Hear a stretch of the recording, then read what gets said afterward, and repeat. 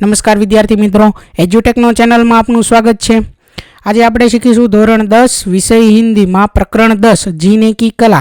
તો પ્રકરણ 10 ના સ્વાધ્યાયના તમામ પ્રશ્નોના જવાબ આજે મેળવીશું।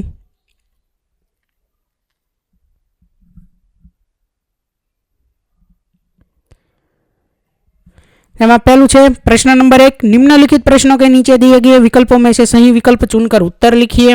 जेमा पहलू है सवाल नंबर 1। मनुष्य जीवन को किस काम में लाया जाना चाहिए?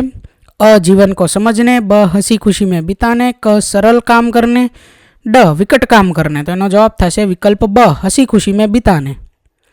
त्यार पछी सवाल नंबर 2। आदमी ज्यादा धार्मिक, फिलोसोफर और सदाचारी लगता है, ऐसा लोग कब समझते हैं?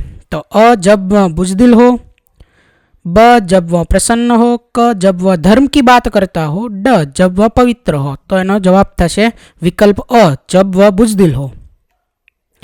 त्यार पछी त्रीजું, लेखक के मतानुसार जीवन की समस्याओं को किस प्रजा ने ठीक से समझा था? अ प्राचीन भारतीय, ब अमेरिकन, क चीनी, ड आधुनिक भारतीय। तो एनो जवाब थशे विकल्प क चीनी।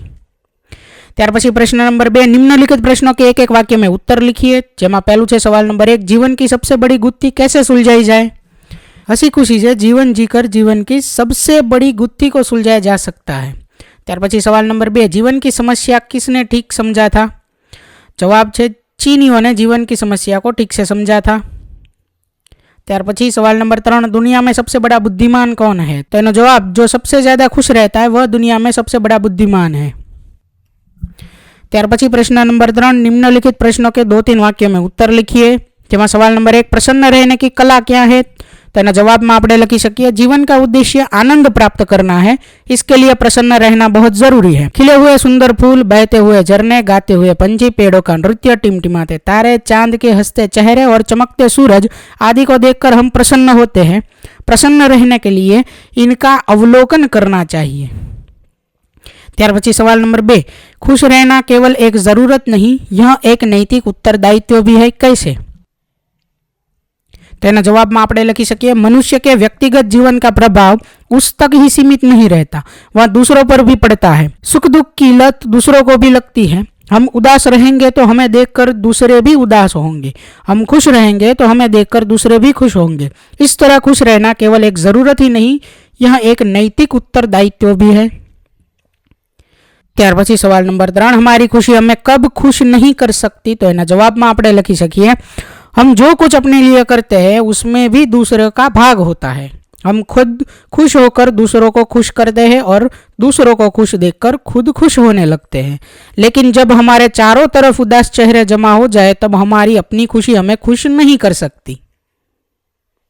प्रश्न नंबर 4। निम्नलिखित प्रश्नों के सविस्तर उत्तर लिखिए। जेमा सवाल नंबर 1 है आदमी का जीवन उसकी अपनी व्यक्तिगत जायदाद क्यों नहीं है? तो एना जवाब में आपणे लखी सकीए हमारा जीवन एक शीशायर है, हम जो भी करते हैं उसका प्रतिबिंब एक ही समय में सैकड़ों लोगों पर पड़ता है। हर आदमी पूर्ण संग्रह का अंश है, वह जो कुछ अपने लिए करता है उसमें दूसरों का भाग होता है। दूसरा लोग जो कुछ करते हैं उससे वह प्रभावित होता है, इसलिए आदमी का जीवन उसकी अपनी व्यक्तिगत जायदाद नहीं है। त्यार पछी सवाल नंबर 2। हम बुझे हुए दिल और सूखे हुए चेहरे के साथ कहाँ स्थान नहीं प्राप्त कर सकते?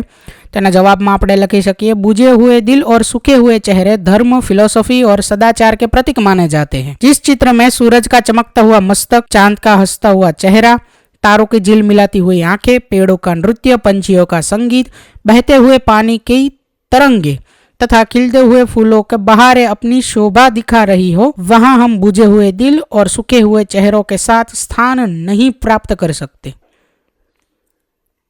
त्यार पछी प्रश्न नंबर 5। निम्नलिखित शब्दों से कर्तुवाचक संज्ञा बनाइए। जेमा पहलू है तो कला, एनु कर्तुवाचक संज्ञा थशे कलाकार। बीजू नीति तो नीतिज्ञ, बात तो बातूनी, दिल तो दिलदार, सदाचार तो सदाचारी, संगीत तो संगीतकार, नृत्य तो एनी कर्तुवाचक संज्ञा थशे नर्तक। त्यार पछी प्रश्न नंबर 6। निम्नलिखित शब्दों से विशेषण बनाइए। जेमा पहलू है संसार तो एनु विशेषण थशे सांसारिक, विश्वास तो विश्वसनीय, प्रतिबिंब तो प्रतिबिंबित, प्रकृति तो प्राकृतिक, समय तो सामयिक, अंश तो आंशिक।